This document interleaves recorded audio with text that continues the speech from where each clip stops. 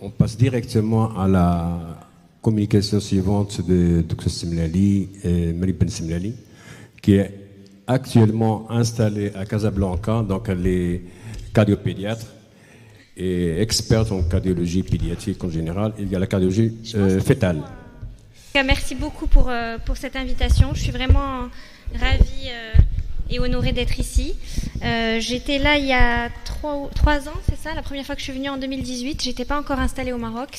C'est un très très beau souvenir, ce congrès qu'on avait passé ici ensemble en 2018, et c'est avec vraiment grand plaisir que je reviens cette année. Donc je vais essayer de faire assez court, je vais essayer de pas trop dépasser le temps. On va parler aujourd'hui des formes trompeuses de l'insuffisance cardiaque de l'enfant. On fera un cas clinique à la fin de ce topo, mais pour ceux qui seront là demain, le reste des cas cliniques seront faits demain, donc on pourra en parler. Et si vous avez des questions, d'ailleurs, si on peut pas poser de questions, on vous les garderait pour demain. Donc, le débit cardiaque, qu'est-ce que c'est que le débit cardiaque pour vous, en tant que pédiatre? On va essayer de faire simple, mais on va quand même parler un petit peu de physiologie pour comprendre ensuite la clinique et pourquoi on peut avoir des formes trompeuses d'insuffisance cardiaque. Alors, juste le petit... Voilà. Donc, le débit cardiaque, c'est tout simplement le volume cardiaque qui est éjecté par chaque ventricule en 1 minute. Donc, c'est un débit qui est exprimé en litres par minute. Donc, le débit cardiaque, c'est la fréquence cardiaque que va multiplier le volume d'éjection systolique. Donc, ça, c'est un schéma assez simpliste de la circulation cardio-pulmonaire. Donc, vous avez le ventricule gauche qui va envoyer le sang vers la circulation. Donc, ça, c'est le débit systémique du ventricule gauche. Et le ventricule droit, lui, va envoyer le même débit systémique dans un cœur en série sans malformation cardiaque. Le débit systémique est égal au débit pulmonaire. Donc, il va éjecter ce même débit pulmonaire vers les poumons. Et donc, quels sont les déterminants du débit cardiaque?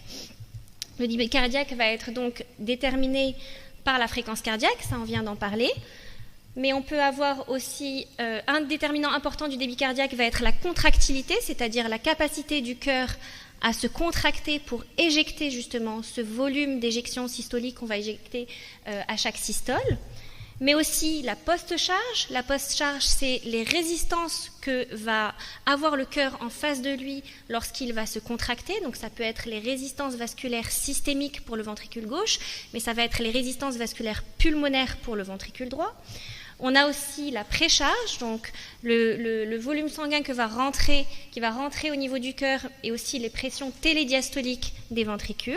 Et enfin, on a aussi le sinus, donc en plus de la fréquence cardiaque, la régularité du rythme cardiaque, puisque vous savez que les troubles du rythme ou des troubles de conduction peuvent aussi altérer le débit cardiaque. Donc l'insuffisance cardiaque, ça va être quoi? Ça va être l'incapacité du cœur à assurer un débit sanguin pour sa fonction. Sa fonction, c'est quoi? C'est perfuser les tissus en oxygène. Et ce qui est important de savoir, c'est qu'en fait, ce n'est pas le cœur qui commande dans le corps, c'est le cerveau qui commande. Donc la priorité pour le corps, c'est la pression artérielle et la perfusion des organes nobles. Donc les organes nobles, c'est-à-dire le cerveau lui-même et le cœur.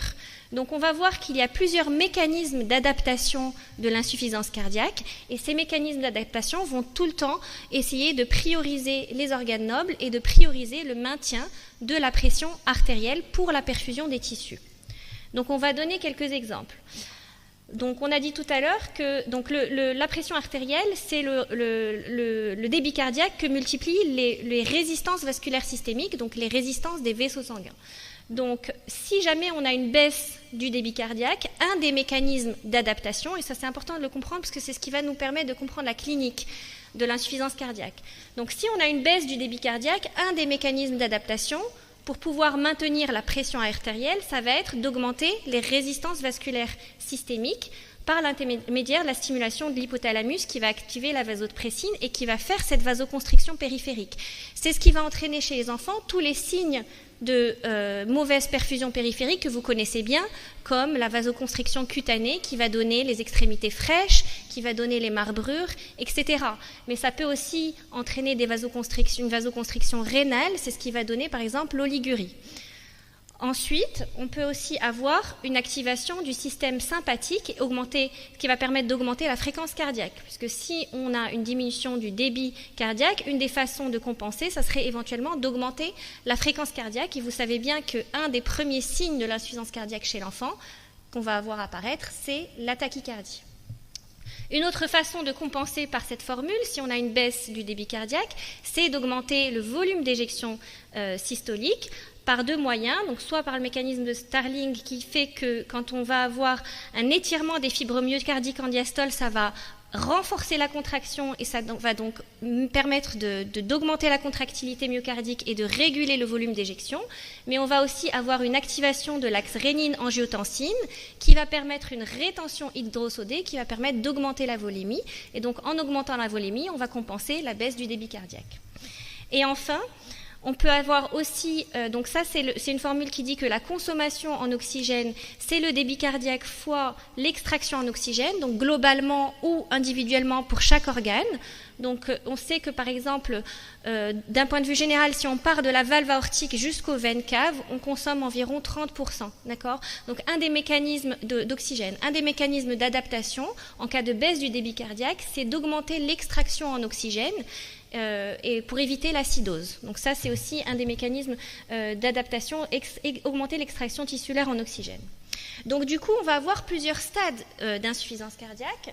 Le premier stade, c'est l'insuffisance cardiaque congestive, c'est-à-dire que le cœur va pouvoir maintenir la pression artérielle, il va pouvoir maintenir le débit cardiaque au prix d'une certaine congestion. C'est-à-dire qu'on a la stimulation du système sympathique qui va stimuler le cœur, qui va provoquer une tachycardie, une augmentation de la contractilité. On va mobiliser le retour veineux pour distendre les ventricules au prix d'une certaine congestion, mais le patient n'a pas de collapsus périphérique, il est plutôt stable, il a éventuellement des signes de congestion cardiaque. Le deuxième stade, c'est le stade de collapsus périphérique. Le cœur ne va pas pouvoir maintenir complètement le débit cardiaque, malgré la stimulation sympathique, malgré la congestion. Mais par contre, la baisse du débit cardiaque, elle va rester raisonnable et elle va permettre de maintenir la pression artérielle par vasoconstriction. Donc l'enfant va avoir des signes de mauvaise perfusion périphérique, d'accord, mais il n'y a pas de collapsus, la tension artérielle, elle est maintenue. Et on va maintenir aussi la VO2 par augmentation de l'extraction. Il n'y aura pas d'acidose lactique. Et enfin, le stade 3, c'est le collapsus central. Dans ce cas-là, le débit cardiaque injecté, il va être insuffisant pour maintenir la pression aortique malgré la vasoconstriction. Et dans ce cas-là, on est dans un état de collapsus et de choc. On peut avoir une baisse de la tension artérielle. Et on ne va pas réussir à maintenir l'oxygénation malgré l'augmentation de l'extraction. Et dans ce cas-là, l'enfant va se mettre en acidose. Donc les signes cliniques de l'insuffisance cardiaque chez l'enfant, ça va être des signes qui vont se manifester principalement à l'effort. C'est vraiment ça qu'il faut retenir chez l'enfant. L'insuffisance cardiaque chronique va se manifester par des difficultés à l'effort. Et qu'est-ce que l'effort chez les nourrissons ? Les nourrissons ne font pas d'effort physique, par contre, ça va se manifester par des difficultés au cours de l'alimentation. Parce que le principal effort que font les nourrissons pendant la journée, c'est de téter, soit le sein, soit le biberon. Donc les principaux signes cliniques d'insuffisance cardiaque chez les nourrissons, ça va être une gêne respiratoire à l'effort, une polypnée, des sueurs au biberon. Chez le grand enfant, ça va être plutôt une dyspnée d'effort progressivement croissante. Ça, c'est pour ce qui est des signes fonctionnels.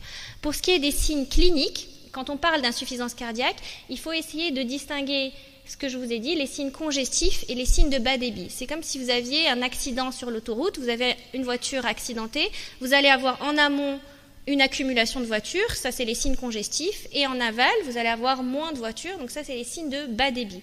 Et donc pour ce qui est de la congestion, il faut distinguer la congestion droite qui est très rare chez l'enfant. On a très rarement de signes de congestion droite, éventuellement l'hépatomégalie, mais les œdèmes des membres inférieurs et la turgescence jugulaire, on les voit quasiment jamais chez les enfants. Par contre, les signes de congestion gauche, vous les connaissez, c'est la dyspnée et les crépitants, c'est les signes d'OAP. Et les signes de bas débit, au niveau périphérique, vous les connaissez, c'est la tachycardie, c'est ce dont on vient de parler, qui découle immédiatement de tous les mécanismes d'adaptation dont on vient de parler. Donc la tachycardie, l'augmentation des résistances vasculaires périphériques qui va donner les marbrures, l'oligurie, le temps de recoloration cutanée qui va être augmenté plus de 3 secondes, la pâleur, la diminution des pouls périphériques. Après, à un stade un peu plus avancé, notamment quand on est dans un stade 3, on peut avoir des défaillances viscérales, défaillances multiviscérales. Ça peut se manifester par des douleurs abdominales, voire des vomissements, des diarrhées qui sont tout simplement des signes de bas débit mésentérique. Et éventuellement, à un stade encore plus avancé, des signes centraux, un ralentissement psychomoteur ou éventuellement une agitation. Et donc, Pourquoi on peut avoir des formes trompeuses de l'insuffisance cardiaque à tous les niveaux dont je vous ai parlé, soit au niveau des symptômes fonctionnels, soit au niveau des signes cliniques, soit au niveau du contexte, on va en reparler un peu plus tard. On peut avoir des formes qui ne ressemblent pas vraiment au tableau classique d'insuffisance cardiaque. Donc par exemple au niveau des symptômes fonctionnels, donc on a dit qu'on pouvait avoir des difficultés lors de l'alimentation chez les nourrissons, mais on peut parfois avoir juste un retard de croissance isolé chez un enfant plus grand, sans forcément de signes alimentaires, en tout cas de difficultés alimentaires qui sont en tout cas notées par les parents. On peut aussi avoir des formes qui se présentent comme des infections respiratoires à répétition, parce que ce sont des enfants qui sont un petit peu plus sensibles aux viroses respiratoires, ou en tout cas on peut avoir des insuffisances cardiaques qui vont se décompenser de façon itérative lors des viroses respiratoires en hiver. Pour les enfants un peu plus grands, la dyspnée d'effort, parfois, elle n'est pas très facile à détecter. En tout cas, à l'interrogatoire, ce n'est pas forcément simple. Et donc, il faut faire attention aux enfants qui sont trop calmes, qui n'aiment pas faire de sport. Ce sont parfois des enfants, en fait, qui ont tout simplement une dyspnée d'effort et qui s'autorégulent et qui s'empêchent, en fait, de faire des activités physiques. Pour ce qui est des signes cliniques, il faut faire attention à la congestion gauche, qui peut mimer une virose respiratoire, une bronchiolite. On va voir un exemple tout de suite. Les signes de bas débit périphérique qui peuvent mimer un sepsis, surtout si l'enfant se présente lors d'un épisode fébrile qui est tout simplement en fait une décompensation cardiaque toute simple au cours d'une virose. Les douleurs abdominales et vomissements dont je vous ai parlé qui peuvent être des signes de bas débit mésentérique. On verra aussi demain un cas clinique d'un enfant qui se présente comme une gastro-entérite fébrile qui au final, c'était des signes de bas débit mésentérique. Et la dernière chose dont je voulais vous parler, c'est le contexte. Il faut aussi faire attention, parce que je vous ai dit qu'il y avait 3 stades d'insuffisance cardiaque. Parfois, les enfants, ils ont une insuffisance cardiaque totalement compensée, avec quasiment pas de signes cliniques, ou très peu. En tout cas, certains signes cliniques sont assez difficiles à mettre en évidence. Et dans ce cas-là, il faut toujours garder en tête le contexte extracardiaque, soit un contexte évocateur d'une pathologie comme une pathologie génétique, mais aussi toutes les pathologies métaboliques, les pathologies neuromusculaires, etc., qui peuvent être pourvoyeuses d'insuffisance cardiaque. Donc dans ces cas-là, il faut être encore plus vigilant, surtout que ces enfants peuvent avoir pendant très longtemps des insuffisances cardiaques qui sont totalement compensées. Donc pour ce qui est des causes de l'insuffisance cardiaque, on a parlé tout à l'heure des déterminants du débit cardiaque, les causes en découlent directement.